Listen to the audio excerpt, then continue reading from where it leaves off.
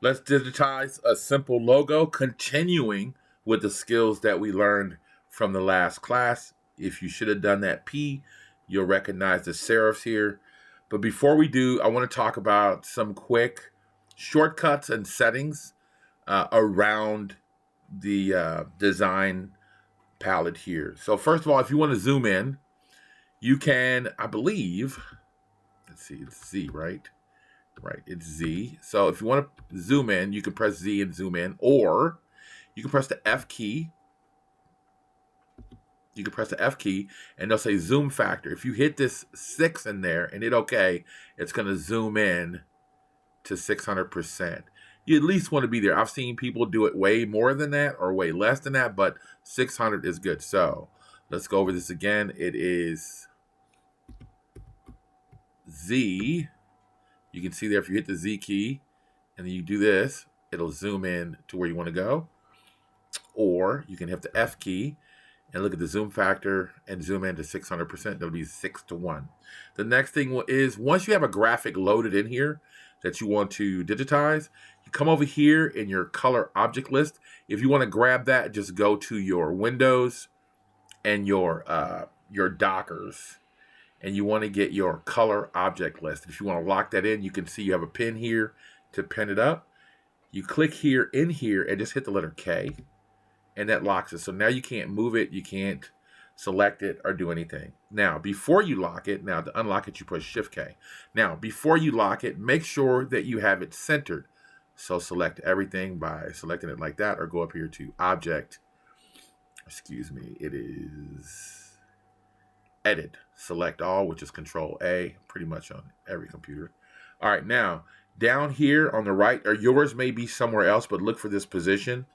Just make sure this is zeroed out. So press 0, and you can tab in, go down to the next one, and press 0 again. Press Enter, and that will center you in the middle here.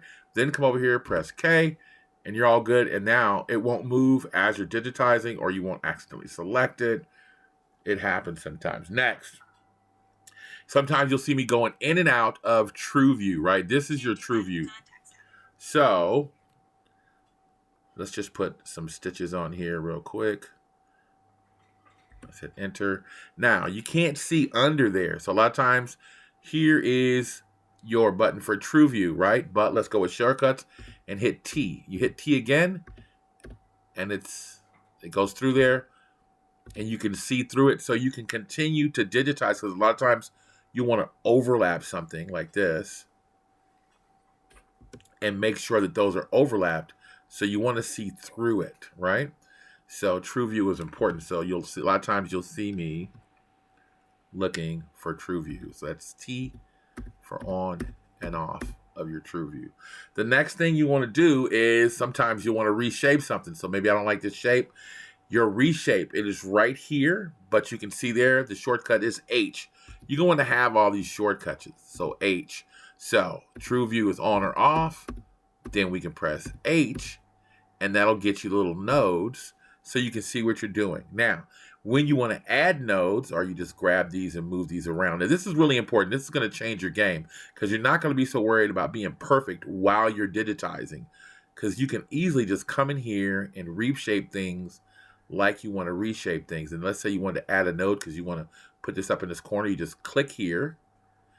Actually, you can't click there because there's a node already now, but you can click here and you can add nodes if you wanted to, right? And you press the space bar, and you see that's a square, that's a left click. Now it turns to a circle. That means it's a curve. So you see how that's curved? Because you hit the space bar, it goes to a straight node again. Hit delete if you want to delete those nodes. And then if you want to reshape it, you can come up here and reshape that like that if you wanted to. Not a good reshape. Now, to hit undo, you can obviously go right here and hit Control Z, or this little undo button and forward buttons here. You also can go down here and see the list of things that you've done. And it's a lot of actions it saves in there, man. I don't know if it's 100 or whatever, but you get a lot of undos. All right. So anyways, moving on. The next shortcut I want to give you is once you have that reshape tool on, when you want to go back to your selection tool, it is O for object. Just remember that. O for object, and that'll take you back. So now you can grab the object and move it around. When you go back to H, you can't move it around. O for object, move it around. And back to H for the reshape, or O for object for your selection tool. And now you understand a few shortcuts and how to get things and we're going to start using those tools more often. So I wanted you to get used to doing this. Now let's get down to business. So in this class, we're going to continue where we left off. And you see that I'm zooming in here. Now I'm at 1400. Doesn't matter. Just at least get to 600, I would say. So we're going to do the same thing with your closed object. And we're just going to start here again. We'll go straight across this time. We're going to right click, right click, right click. That's left click down here. We're going to go across. Left clicking again, right click, and we're going to left click. Now, here's something else to know.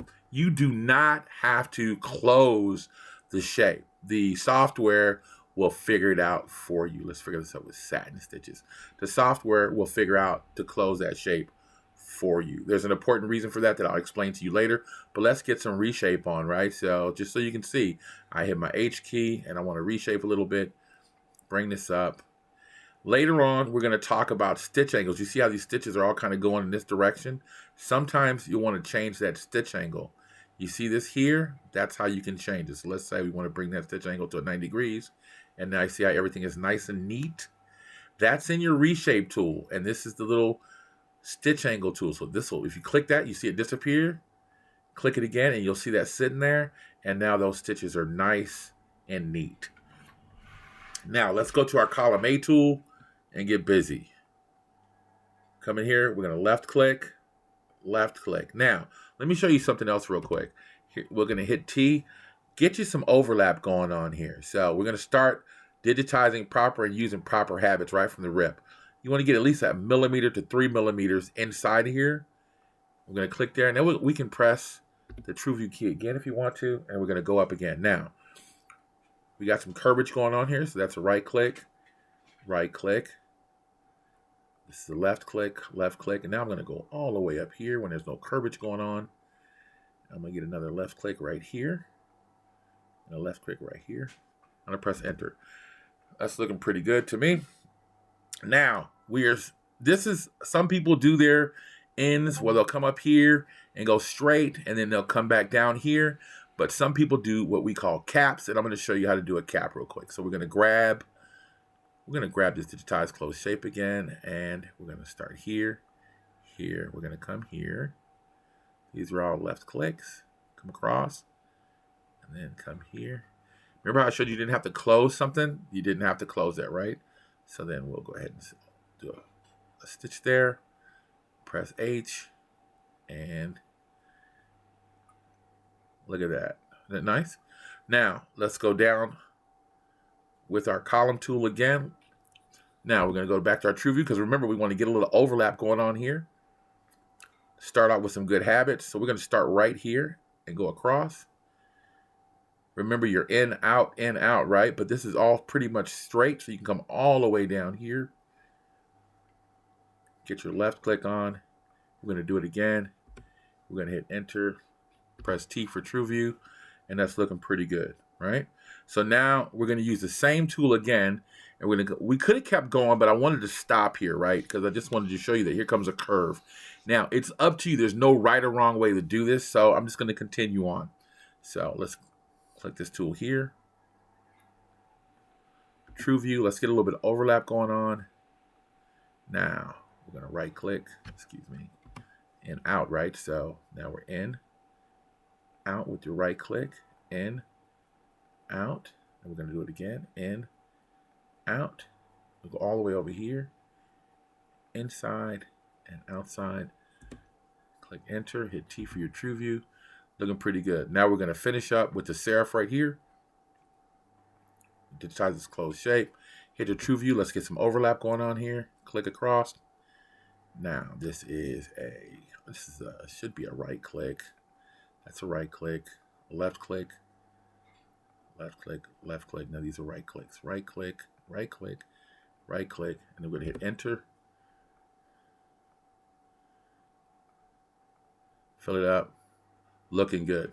Now that's a done deal. Now, you could have done this all in one shape if you wanted to. You could do it in 2 or 3 shapes. It's all up to you. There's no right or wrong way. As long as you get it done. In later classes, we'll talk about trims. You see how I only have 1 trim? That's perfect. I would only want 2 trims on this in total design. So it doesn't matter how many times you do it. It just matters that you get it done right and less trims. We'll talk more about trims in the next class. We're going to duplicate this. We're going to turn it over. If you look down here, I mirrored it horizontally and then I did it vertically. So now all I have to do is just grab it and put it in place. Boom. That's done. So let's do that again. I duplicated it by hitting Control D. Then I came down here and I flipped it right here with horizontal. Excuse me, let me grab all the pieces. So let's grab all the pieces. Then I flipped it horizontal, and then I flipped it again vertically to turn it the right way there. Okay. And then I just put it in place. Get used to doing that so you don't have to do the same work over and over and over again. So there you go, man. There's your 2 letters, your logo ready to go. Put some colors on there, and I want to see you stitch it out. I'll see you guys in the next class. Peace.